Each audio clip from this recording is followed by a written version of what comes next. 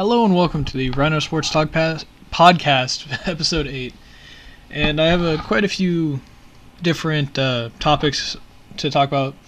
And the first one being, should college athletes be paid? And so I have two little, things that I want to bring up before I get into my opinion about this. So I'm going to jump right into it, I guess. A lot of these schools have the conferences get revenue, and so there's a lot of different schools that don't all report their revenue, or at least that I saw, or that they made the waves. But the one that everyone knows about is the SEC. That is the Southeastern Conference, and they have the Alabama and the bigger name schools and stuff. And so they reported their revenue. This was about a couple weeks ago. And what their revenue was $527.4 million. So I'm just going to leave that there for a moment. I just wanted to throw that stat out there first. And then the other piece was, in reaction to that, was Jalen Tabor of the Florida Gators. He actually said what he thinks about it. And he says that, this is his actual tweet. It says the SEC made $527 million in total revenue, and players ain't get a penny. Modern form of slavery. So I guess I'm gonna go right into it. I think he's kind of right, partially because he's a student athlete, and the schools are making money off of him, all the other schools around him. So like the SEC is making it off of all the SEC schools, and the Florida Gators in particular, since that's where he plays, or the Crimson Tide or whatever, are making it off of their students. Or the student athletes, I should say. So I think they kind of should be paid, but I don't really understand why they should or shouldn't. I mean, yes, there's two different things to it. They could be paid, or they should be paid, or it could stay the same like it is, and they're still amateurs. And I'm going to make this a two-part thing, and this one's the first part of it will be, yes, they should be paid, and the second part will come out, it'll be, no, they shouldn't be paid. And that'll be in 2 weeks, I think. And so why I think they should be paid, and I guess I'll start, before I do that, is how, though. No, I'll talk about why they should be paid first. And excuse me. And so why they should be paid is they're usually basically making the money for the school using their brand. And I have a plan for why they should be paid, which I'll talk about just a little bit, and also revive a big part of the franchise, or big franchise of video game that I particularly enjoy. And so another reason why they should be paid, aside from them being the face of the school and all this stuff, jersey sales, and basically making the school money for them being good, is they're putting, especially in football, this is more prevalent, is they're putting their body on the line and their mind, I guess, and they're putting a lot of stuff on the line to play this sport and possibly go pro, but they could also get injured and have a career-ending injury. So, for example, I think it was 5 years ago, Eric LeGrand from Rutgers, he broke his neck playing football, and he was going to go pro, but he broke his neck and is now paralyzed. So, I don't know who. I mean, he lost his. He became paralyzed because he played football in college. So, should the NCAA cover him and protect him? Or should they just say, oh, you're just another guy kind of thing? That's debatable. I don't really know the whole facts on that. I just kind of remember the story, and that's kind of a thing of why they should be paid, because they're risking injury and all this other stuff that they don't necessarily have to in other sports or fields or anything like that. So I think that's a great thing for them. That's a good reason as any for them to get paid, is just because they're putting their bodies and, in football's case, their minds on the line, because they could get concussions and have CTE and all that stuff. I'm not going to get into that, but injuries is basically the reason, is with the is the reason you should pull out of that little talk there. And so you got the, like I said, injuries, and then like I said before, also the them being the face of the school and making the money and getting the jersey sales and all that. So with that, those are the two main reasons. I think that they should also be paid because the SEC pulled in 547 million, sorry, like I said earlier, but all these other schools are also doing it. They're making money from out of conference games, in conference games, ticket sales, jersey sales, a bunch of stuff, going to the bowl games and all that stuff. And that, like, the schools are getting this, and they're putting it, some of it back into this football, like some of it, like the bowl games. Obviously, bowl game money goes straight back into the football for new jerseys, new whatever. They don't say what they go into, but they go back into the football team. And then some of it, like another portion of it, so like their ticket sales and all that go into furnishing the arenas and stuff, which is all right. I like that. That's fine by me. And then you have like other stuff that'll just go straight back into the school for education, and it's all coming from football. And I mean, none of that's bad, but when you have these athletes that are broke because they can't have a job because they're working all the time, or not working all the time, they're doing football all the time, they're lifting, they're playing their sport all the time, they're practicing lifting, working out, conditioning, whatever it may be. So, like, I know football here, they have morning practices, they have meetings, they have evening practice, they have weightlifting, they have all this stuff where there's almost no time for these athletes to be able to work and stuff. So I think if they wanted to do something, they'd have to have a little bit of money come from their parents or something like that. And I mean, that's always a good thing, like that they're getting money, that they have money, but I think that their parents shouldn't have to be put burden on them of getting a lot of money or providing with a lot of their money for their student and stuff.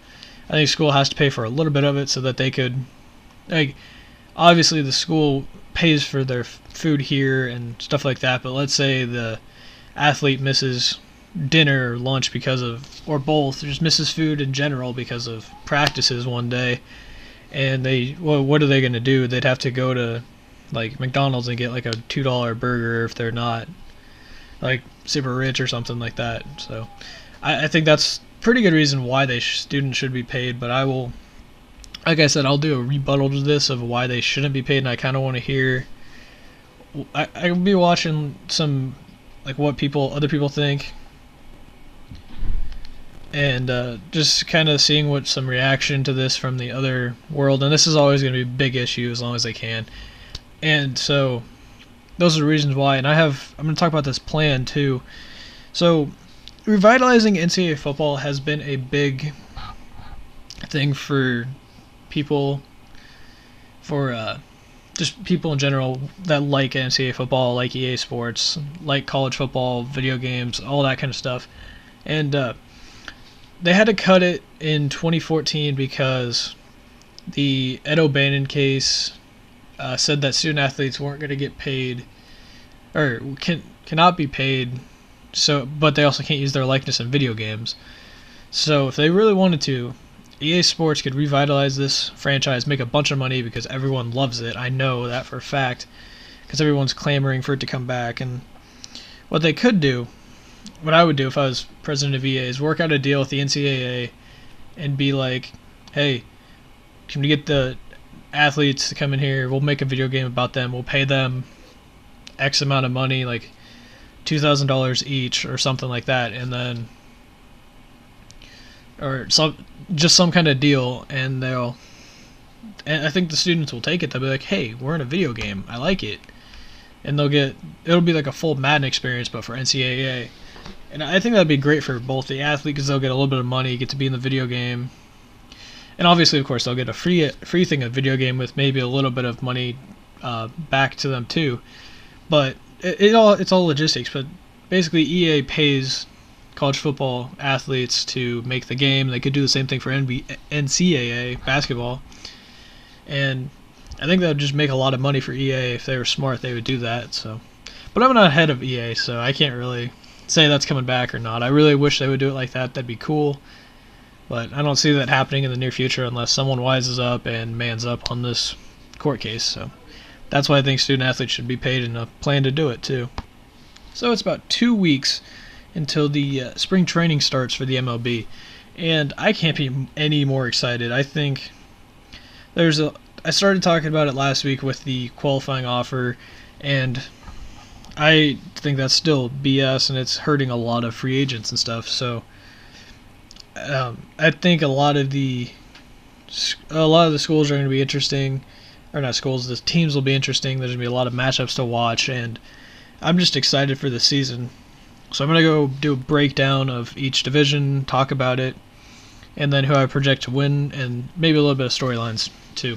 So I'm going to start off in the AL and just go straight down the list here as I see it. So first we got the AL East that has Toronto Blue Jays, Yankees, Baltimore Orioles, Tampa Bay Rays, and Boston. And I see a lot of potential in this because Boston just signed, or not just signed, but they signed him this offseason, David Price. So that could be a good addition to their team. They also got a Yon Mankato and Pablo Sandoval, Hanley Ramirez, David Ortiz is last year, and all that stuff. So I think they're going to be at least top 3 in the division, not last like they were. I don't know about them winning it over Toronto and New York, but I still think they're going to do a lot of good here.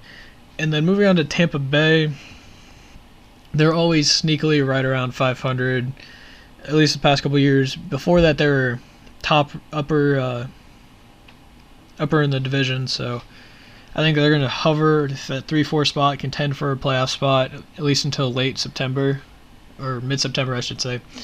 So Tampa Bay, as always, they're going to have Chris Archer, and they always have like 2 or 3 young pitchers that come up and they're like, oh, hey, these guys are studs kind of thing. They're all in the AL Cy Young, or not Cy Young, Rookie of the Year, and maybe Cy Young too, who knows. But Tampa Bay's just got a wealth of pitching. They added Corey Dickerson, so they have some hitting now with Longoria and a couple other pieces there. So I think they're kind of primed to be in the race for a long time this year or at least for a while this year. I'll just leave it at that. They actually got Baltimore. They re-signed Chris Davis and signed their closer as well. A couple other pitchers, just kind of kept it all in house. And I think they've been about 500 every year. And with Buck Showalter, you can never really count them out. So I think they may not get into the playoffs, but they're going to fight till the end, like the Rays, like I said. So that's going to be something to watch there. And then the New York Yankees, they added a couple pieces. Or they actually haven't. I say that because that's just normal, but they actually haven't added anyone. They literally spent $0 in the free agent market this year, and that is the most surprising thing I've ever heard. And I was like, no way when I first heard about it. But then I looked at their stuff, and they didn't. So I think New York, they got into the playoffs. They were a wild card last year, and I think they're going to be primed to do that again, if not being a division winner. And then same with Toronto too. And I think Yankees are kind of good. They got Starlin Castro at second base now. They need bigger production from Gregorius and Teixeira and Beltran, and maybe try to get Greg Bird in there too as well. But I think the Yankees are good for postseason once again. And then Toronto, I project to win the division again. They have Tulo, they have Josh Donaldson, they have I can't think of what his name is, Batista too. They have a bunch of really good talent on the offensive side and stuff like that. So I guess they're just gonna be really good, I think. And so they have Marco Estrada and a couple other good pitchers coming back. So I think they're set, and I think they're gonna win the division again. Moving on to the Central, you got Kansas City, Minnesota, Cleveland, Detroit, and the White Sox. I'm just going to say Cleveland is going to be right around 300 again. Or not 300, 500 again. And so the White Sox, the bottom 3 are going to contend for maybe a wild card, but I don't really see them going really insanely deep into that, into the uh, into the race, into like mid-September maybe. If one of them may keep it into September, keep it interesting into mid-September, but I doubt it. Two teams to watch here are the Royals, the defending World Series champions, and Minnesota. Minnesota's got a lot of really good young talent. They have Byron Buxton, Miguel Sano. I can't think of anyone off the top of my head either. But they have just a bunch of young talent that were like top prospects a couple years ago, and now they're in the big leagues, so that's good for them. And Kansas City, as always, is really good. They added a couple pieces. They did lose Cueto, which is not a bad thing, but they signed Ian Kennedy also, and they re-signed Alex Gordon, which is always good, and I think they're going to be good to go for another long season. And then, so moving on to the AL West, you got Oakland, who's not really going to do a whole bunch unless they get their offense figured out. Then there's Seattle, who's going to be the same thing. They were projected to do really good, and then kind of just flamed out. I predict the same thing, maybe. I don't know. And then you got the Angels, who have extremely upgraded with Adrielton Simmons at shortstop, and they still have Pujols, they still have Trout, Kurt Calhoun, and just a bunch of stuff. I think they're kind of primed to make a little bit of a run, maybe a playoff. They will get a playoff berth, but I don't know if it's going to be a wild card or not. So then you got Houston. The Astros were a big upstart last year. They got all the way to I think it was the NLC or ALCS. That's going to take me a while to remember that. And they didn't lose anyone. They're still working on adding a couple pieces. They're going to be set. And then Texas, they have Yu Darvish coming back, Prince Fielder, Shin-Soo Choo, a bunch of offensive pieces. I think those three teams, Texas, Houston, and the Angels, are primed to make a run next year. So that was going to be my interesting division for the AL, because you got at least the top three teams. Seattle could work their way in there too. Same with Oakland, would be more iffy if they just have to add a piece. They have the right pitching staff, but they need to add another piece there. So, moving on to the NL, we got the NL East. This is really going to be a two-horse race between the Mets and the Nationals. I'm just going to talk about Miami. Well, Miami could be in there too if they get Giancarlo Stanton all year and Jose Fernandez all year too. So, that's going to be interesting. Atlanta's not really, they're more in a rebuild, so is Philadelphia, so I'm not really going to touch on them. So, going with the Mets, they have the big top three of Syndergaard, Harvey, and Jacob deGrom. Plus they have a couple other, Bartolo Colon, depending on if they bring him out of the bullpen or not, and a couple other, Zach Wheeler, and I think two other young prospects that might be able to be in that discussion as top prospects and in the rotation. So I'm going to be interested to see what they do. I think with Cespedes, however you say it, re-signing, and then their trio of top pitching prospects, they're kind of set there. Washington's going to be interesting because they still have Strasburg, and they still have their top three, Gio Gonzalez, Strasburg, and can't think of their third one, the guy who threw 2 no-hitters last year. And then they still have the reigning MVP in Harper and Adam Roach. So they're not really set in the offense, and it'll be interesting to see because they traded Drew Storen. I think they're trying to run with Papelbon as their closer, but I don't think that's going to last. Their bullpen's kind of a worry, and so is their infield offensively. So I got the Mets in the East. Washington maybe getting a wild card, which I don't think is going to happen unless one of these central teams, which I'm talking about right now, it falls off. So you got St. Louis, Pittsburgh, and Chicago. The Cubs being the top three teams in the AL or NL. Well, actually, in the whole MLB last year, and they're also all in the same division. And then you got Milwaukee and Cincinnati. Milwaukee and Cincinnati are in the midst of rebuild, so they're not doing much. Brewers might be selling a lot of their pieces, as in their catcher, Ryan Braun, who is a right fielder, and then a couple other pieces. So they might be in a full sell mode, and same with Cincinnati. But St. Louis, they lost Jason Hayward to the Cubs, and I think they picked up a couple of the pieces. They still have the really top-end rotation. They still got Yachty, and they just have a lot of good pieces there. I don't think that they're going to win the division crown again, but they will get to the playoffs as one of the top 3 teams in the MLB again.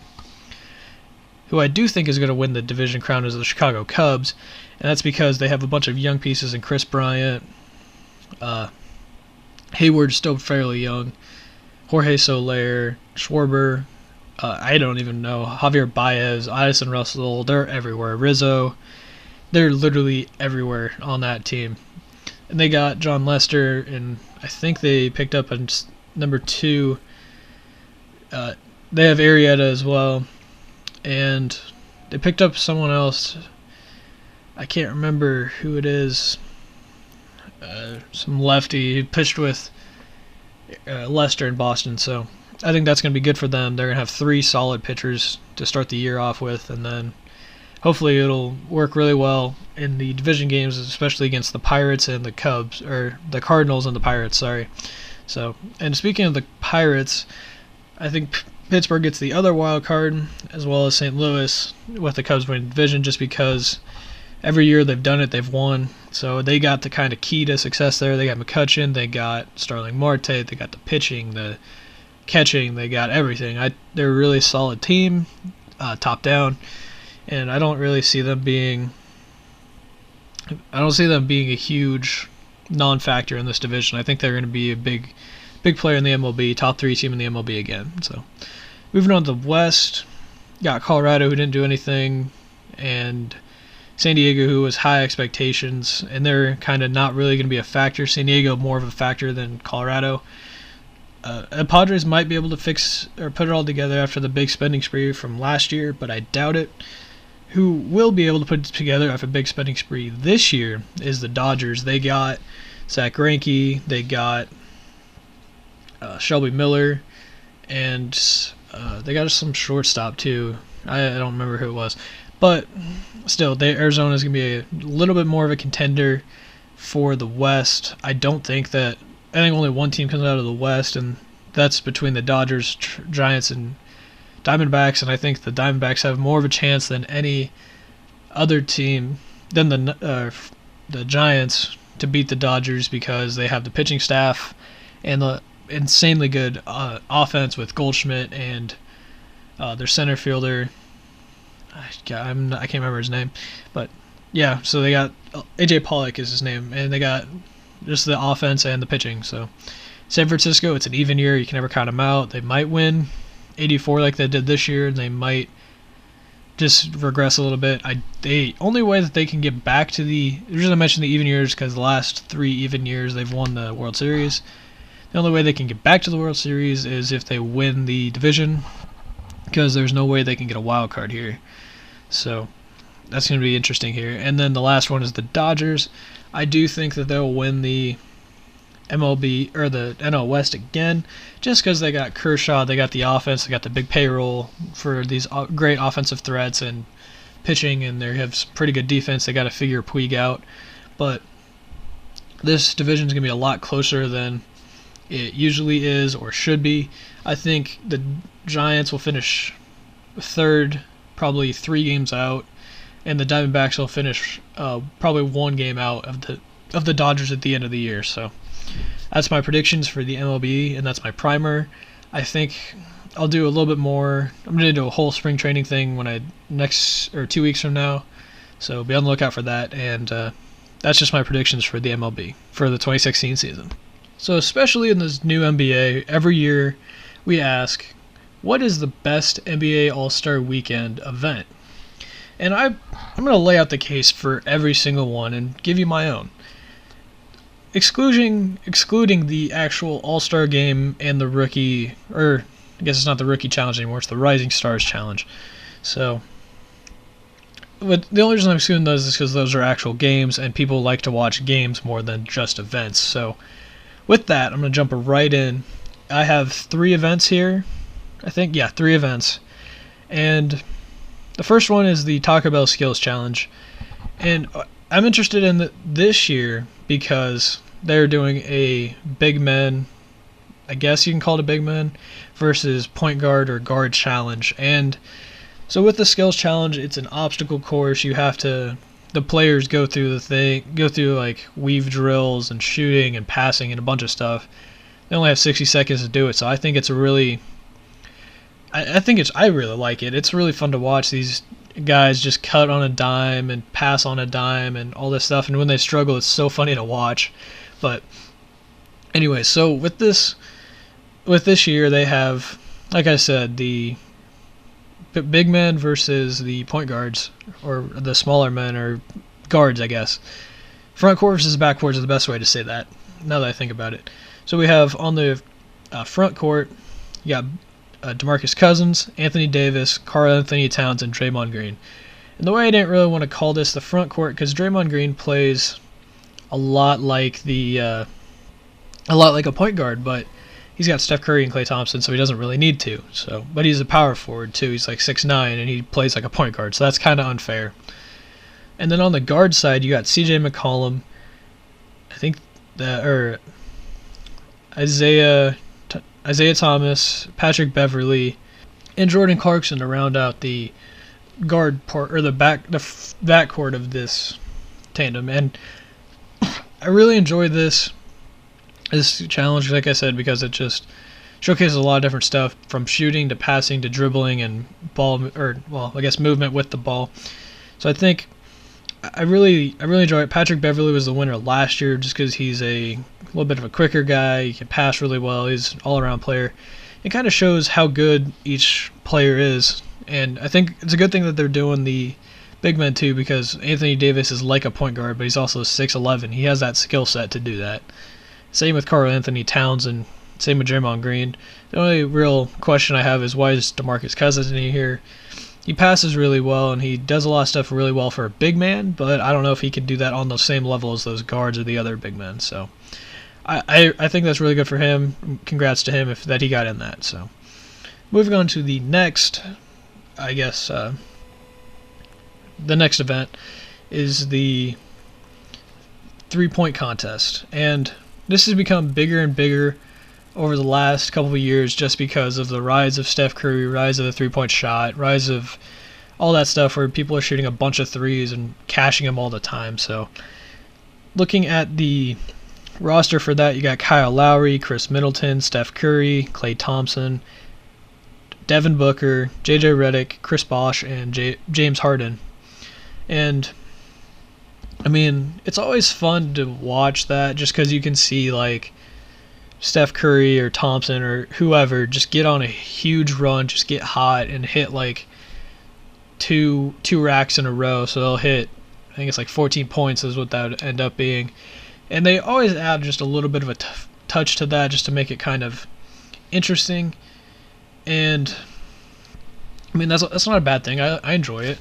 I don't think it has the pizzazz or the uniqueness of the skills challenge where you got these guys doing a bunch of different stuff and all that, or you don't got the pizzazz and flair of the dunk contest where these guys are doing huge things, like jumping insanely high in the air, throwing the ball between their legs, doing insanely uber athletic things. And I mean, the three-point contest has always been part of the weekend, and it's always a good thing. So I guess I'm going to talk about the last one and then talk about what my favorite one is and why a little bit. So the last one is a slam dunk contest, like I said a little bit before, and they have Will Barton, Aaron Gordon, Andre Drummond, and Zach LaVine. So with that, I think the dunk contest is good. Like I said, you got the flair of these young athletic guys like Will Barton and Zach LaVine, who won it last year, and Steph Curry won the three-point contest. I forgot to mention that, but Zach LaVine, who won it last year. And you got like just pizzazz and athleticism going up and throwing down and stuff. So I think it's a really good thing for the league to have this. It's kind of lost its flair with no real big stars. Like the last real star was like Blake Griffin when he first came into it, but since then he hasn't really. I mean, he hasn't done it since. LeBron's never done it. Durant won't. Russell Westbrook won't, although he would be really good at it. And it's just kind of a lack of a star power, whereas in the three-point contest you got Curry, hometown favorite Kyle Lowry, Chris Bosh, James Harden. You got a bunch of stars in there. So I think if you're looking for star power, or if you're like trying to watch something like unique, I guess it'd be the 3 point contest. If you want something flashy and flair and athleticism, you're going to watch the dunk contest. It's really personal preference on that. But so I'm going to jump right into which one I think is the best. I laid out the case for the challenge, the athletic challenge thing. I just lost the name of it completely. The 3 point and the dunk contest, and I think they all three have a case to be there on All-Star Weekend. Everyone loves all three, and in watchability rankings, I would say, depending on what type of person you are when you watch the NBA, if you like Golden State or you like the kind of high energy, faster pace thing, the watchability rankings for it would be 3 point, skills challenge, and then the dunk. But if you like excitement, flair, big athletic type of athletic stuff, I guess, you do slam dunk, skills challenge, and then 3 point. Just because I put the skills challenge higher, just because you have a little bit more of athleticism between going around the slalom and then passing and then shooting. So you have those three in that order. But in my personal preference, what I would do, I can't really rank them. I kind of prefer the second way, with the athletic way, with the dunking, skills challenge, and then 3 point. But I also prefer the other way. I will watch all three of them. I do like all three of them. But if I had to say I had to pick one to watch, with this year's crowd, I would have to watch the skills challenge. The only reason I say that is because they need actual judges on the dunk contest, like not just these old guys who are really good at dunking or anything, or like Hall of Famers or what have you. They need someone that can actually be like, oh yeah, that dunk actually took this amount of skill, not just people that are like, oh, he blew up the building 10 kind of thing. And I mean, that's always good too, but you need someone that's like actually analyzing. And a couple years ago they had that guy, and I didn't really realize it at the time, but now that I think about it, he was kind of that guy where he was like, well, yeah, that's athletically impressive because he got so high, but it's also like anyone in the NBA can do that, so I'll give you an 8 while these other judges give you a 10 kind of thing. So if they go back to that, I'll be more inclined to watch the dunk contest, but as of the moment, I'd say skills challenge. I do like the 3 point, however, because I mean, I just love seeing Steph Curry that sweet jumper of his and shooting just a bunch of threes in a row and all that. I mean, it gets kind of boring after a while. Like, I kind of tune out, but once I see like Steph Curry always at 20, he's at 22 going into the last rack or whatever. He's only missed one. That's kind of impressive to me. So I'm gonna watch all three. I prefer the skills challenge over all, just because it's shows more athleticism and other stuff than the other two. Well, not athleticism, it has just a little bit more of an all-around player than the other two do. So that's why I say skills challenge.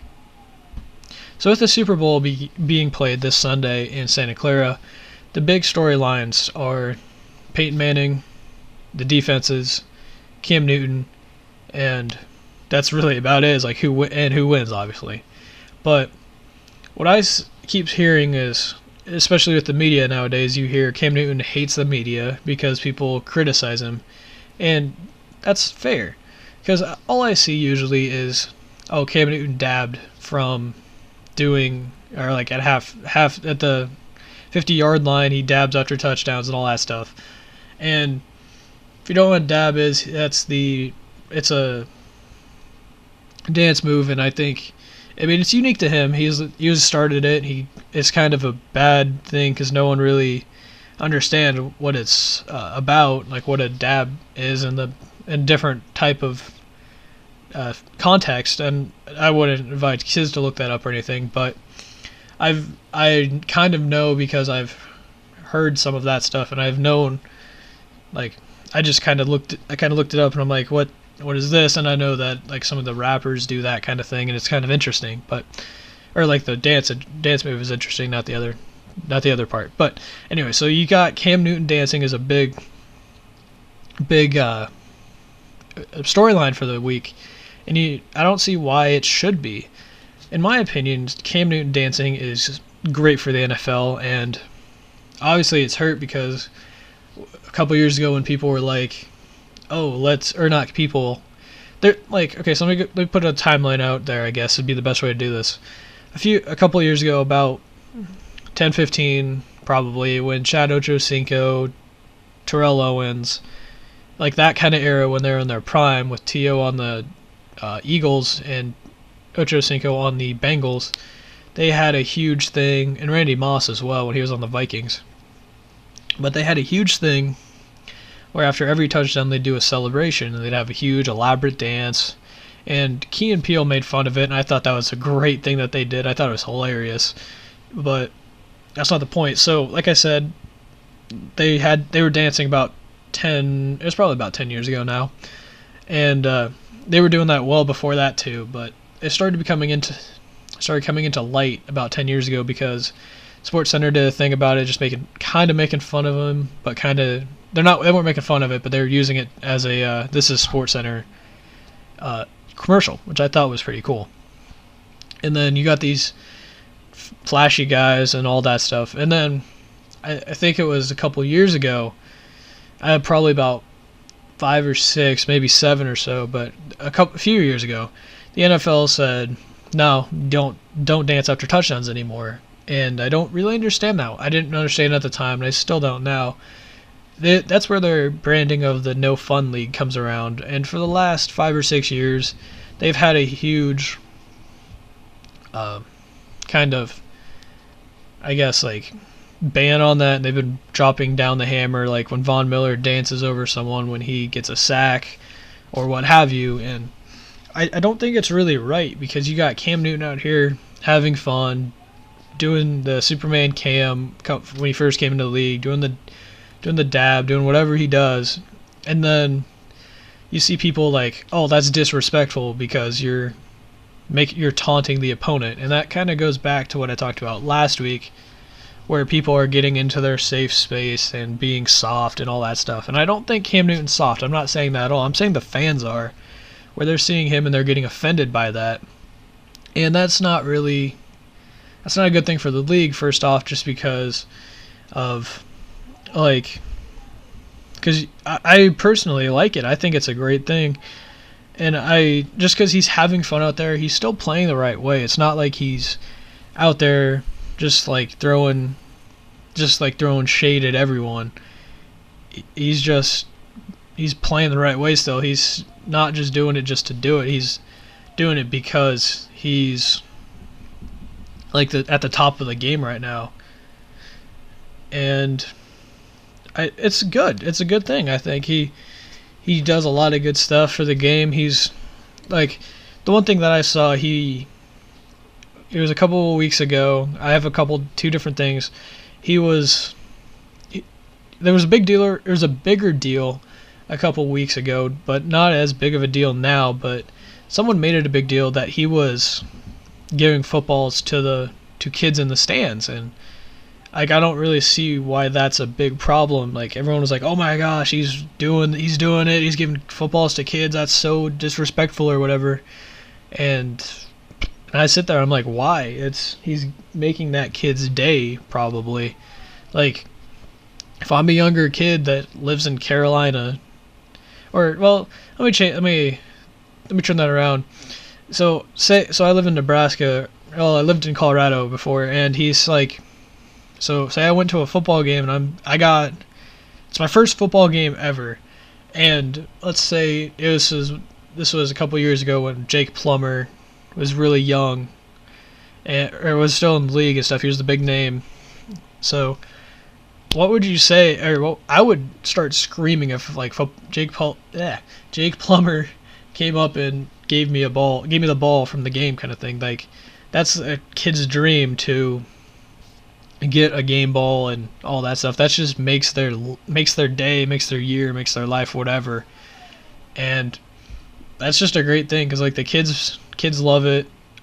is great for them. It makes Cam look really good, and NFL. Well, I don't know if the NFL cracked down on it, but I know the fans are like, "Hey, this isn't good for the game," and I'm like, I heard about him like, why? He's giving a ball, making a kid's day, and that's the thing I don't kind of get. I understand there was another thing. It was after, I want to say after the Steelers won, or after someone else, or the Steelers lost, I should say.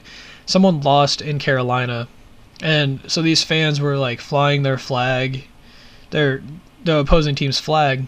Cam Newton came up, ripped their flag out of their hands, and threw it away. And I don't like everyone like made a big deal about it. Oh, he took their flag, all that stuff. I understand that. Yeah, it's mean to take someone's flag, and especially the opposing team, and just throw it away and stuff. But he's also like trying to make a statement. He's trying to say, this is our house, don't be bringing that stuff in here, and trying to like make fun of me.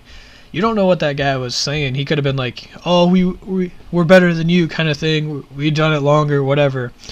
But you don't know the whole backstory there. And then I mean, I don't like, I mean, that's kind of disrespectful in my opinion, but it's still like I still don't mind him doing that, just because he's saying, hey, I'm protecting my house, don't be bringing in your stuff here. I mean, the letter was uncalled for and all that stuff, but it's still not a bad thing. And I'm going to wrap it up with like I said, the dancing and all that stuff, but I don't see why this is such a bad thing for the NFL. If they're trying to transition, unwillingly or not, to the big athletic quarterback, you got to have some charisma and some swagger and all this other stuff, because if you think about it, you got Cam Newton, the big, he's 6'6", like 260, I think. I don't remember exactly. He's a big guy. And you got Russell Wilson, 5'11", I think he's like 220, 225. Super athletic, and they're kind of polar opposites. Russell Wilson's not really charismatic or outgoing to the fans, at least, and Cam Newton really doesn't care. He's the guy that everyone wants to be. It's like Cam, where Russell Wilson is like not the outspoken guy, and that's kind of where the rivalry comes from. But I don't see how the NFL is trying to crack down on him dancing and stuff. It's just bad. It's just a bad look for the NFL completely, I think, at least in my opinion. So I don't think it's a bad thing. I think it should be. I think they should bring back the touchdown dances, bring back the dancing and all that stuff. Yeah, it's a little showboaty. I think it's just people being sore fans when they lose. Sore losers, I should say. But it's still not a bad thing. Like, it's still making you want to watch him just to criticize him, and that's how the NFL is going to get their money. So I don't know why. I don't get it. I don't see why people do it. Why they criticize him, I should say. But I think it's just not a big deal, and I don't know why people are making a big deal about it. So, opinion on this, at least. So, I think Cam Newton should keep dancing and all that stuff. Do it out wide open, get some ratings for the NFL. Moving on to the very last topic. I've been a huge supporter of Johnny Manziel since he was in college. I think I just loved the way he played in college. I really enjoyed it. I enjoyed watching him just beat Alabama, beat everyone. The way he played was it wasn't good, but I didn't care. I thought he was just a fun, electric guy to watch, and obviously he was a smaller guy, and so I knew his talents weren't really going to translate well to the NFL. He was still one of the best, I thought, at least in college. So when I saw this report this week, and this is the second time that he's done this, or been accused of this, I should say. But Johnny Manziel was reported that he where'd it go? He hit his girlfriend and threatened to kill himself and her during an altercation. So when I first saw that, I was like, I thought it was a bigger deal, and I mean it is, because like the NFL wants to clear up their image of being bad guys, like not NFL hitters, but women hitters, and like all the sexist stuff that they're doing with the Greg Hardy and the, I can't remember who else did it, Ray Rice and all that stuff, domestic violence and all that. And this just kind of puts another black eye to the NFL. But I guess my thing with this is that Menzel kind of doesn't really have a job anymore, at least that I really know of. And is it a bad thing he's not in the NFL? I don't think so. He's more of a Tebow, enigmatic kind of guy. But I still think I don't know what to think about this. I'm just going to lay out the rest of the facts here. And like from what I saw in the reports here, so like I said, he threatened to commit suicide and kill her apparently, and then he came out and said that he never hit her, he never threatened suicide, and he says that he's completely stable. And then a little bit after that, it was reported that he won't be charged by the NFL or by the Dallas or Fort Worth police, and that the criminal investigation is now closed. So just on that, it's kind of interesting because that they're not charging him. Is it because he's a big star, or what's the deal there? And it was also apparent that he was on drugs and possibly alcohol and what have you. So I thought that was very interesting part of that story. And moving on to the next part of it, his agent parts ways with him, and he says it became obvious his future rests solely in his hands, referring to Menzel. So he basically said that he can't do anything for him, and the only thing Menzel can do is help himself. Like, no one can really help him, kind of thing. And so the second to last part here is that he was expected to face, or is still expected to face, I guess, significant penalties from the NFL. And that's a big thing because they still haven't charged him. It's kind of died down recently.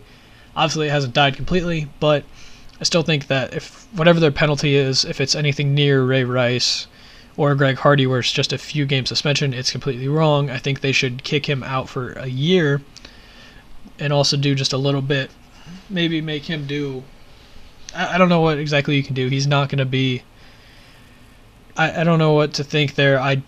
Obviously the facts aren't all out here. Some of them have been possibly fabricated. He's covering himself up. The criminal investigation is closed. The facts haven't been released.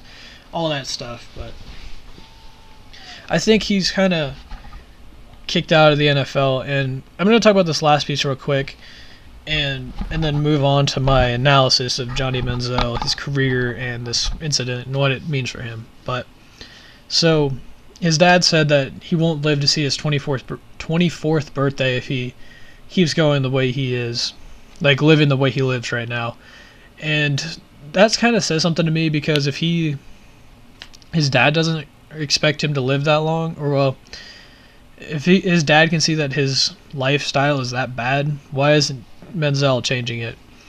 And I mean, that's kind of a bad thing. I've heard the stories of Menzel partying on the bye week, getting caught going to Vegas and skipping treatment, skipping what have you, and just being a poor teammate, always being at a club, being in Vegas instead of being at a game. Even though he was concussed that week, so I don't see why it was such a big deal as it was, but still just not being there for his team. And so you have all that, and then you have on top of that he wasn't a fantastic quarterback, but he went to the rehab for drinking, and then it still hasn't been fixed. And so as I see it right now, I don't see him being in the NFL next year, because I don't see an NFL team putting any effort or time into being like, hey, we can fix him. Although I think there are people that can help him, but I don't see anyone really trying to be like, hey, I don't like putting a bunch of money, like, hey, we'll give you $3 million to come be on our team and we're going to try and fix you. And then he'd just be like, nah, I'm going to go drink some more, kind of thing. And with that, I like I said, I think he's out of the league, but I don't see it being like a huge deal, I guess. I could see him like he was projected to go to the Cowboys or go somewhere else, and I don't think that anyone really is going to no one's gonna offer him anymore, and he's kind of left out in the open now. If he fixes himself, he gets clean, he gets all this stuff, gets clean, gets a little bit of help from people so he stays clean, doesn't get in any more fights with his girlfriend, doesn't do any of that bad publicity stuff, I think he could be back. But I mean, he's obviously got a little bit of talent because he can beat Bama. He knows what he's doing, but he needs to be reined in. He needs to have that sense of we're not going to allow you to go out and party and be that guy that's at the club 24/7 and being at practice 2 hours a day or whatever. So there kind of needs to be a balance there. I don't see him being offered any NFL jobs. And I've heard the comparison of Ryan Leaf from a couple of years ago. It was when Peyton got drafted, I believe. I think that's right. Ryan Leaf was the 2 pick and whatever. I don't know the whole story on that one. I wasn't around then. But so you got Ryan Leaf and Johnny Manziel, and I think that's, on some respects, it's a fair comparison, but on some respects, it's not. You have Manziel obviously coming out of the SEC, being a highly touted quarterback with a bunch of high expectations, and I guess it'd be a couple he performed really well in the SEC and the NCAA. So did Leaf. He had these high numbers, gaudy numbers, whatever, what have you. And then you had all that stuff and all that. They're just 2 big name quarterbacks. But what people don't really realize is, I mean, yes, you can compare them because of that. They had similar careers. Leaf was out of the NFL in 3 years, and so was Johnny Manziel, reportedly. Or expectedly, I should say. But Manziel was a late round pick, or not late round, later in the first round pick, 22nd, I believe. And Ryan Leaf was the number 2 pick. Ryan Leaf was expected to be the franchise guy.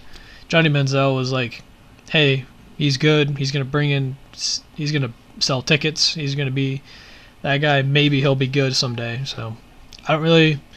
There's a little bit of a disconnect there, and I don't really understand it. So I think it's gonna be really interesting to see what he does in the future. Hopefully he can fix himself, get better. I'm a huge fan of him. I would love to see him in the NFL doing what he does, or doing what he did in college. So that's just my opinion on Manziel. I don't think he's going to be in the NFL anymore, and that's a sad day. But I guess that'll wrap it up. Thank you for listening to the Ryno Sports Talk podcast. If you guys have any comments or anything you want me to talk about, leave that in the comment section, I guess. Hit that subscribe button and like this video. These are always really fun. I might take a week off here as baseball season gets into full swing coming up here. We're just starting practice, so I might have to start. These might be more sporadic or differently timed or what have you, shorter. I don't know yet. We'll see what happens. So just wanted to give a little heads up there. But thanks for listening. Like I said, subscribe, comment any suggestions for anything, and I'll have a little bit of a Super Bowl review next week, and then I'm going to do another special edition. So thanks again for listening. Have a good day. Oh, if you haven't already, also, I did a complete Super Bowl preview on my blog, link in the description. So if you want to read that, I think it gives a storyline, prediction, players to watch, matchups to watch, and all that stuff. So if you want a more of an unbiased and kind of in-depth, I guess, thing for the Super Bowl, that's your number one source right there. So, all right, now officially, thank you for listening, and see you next week. Thanks again.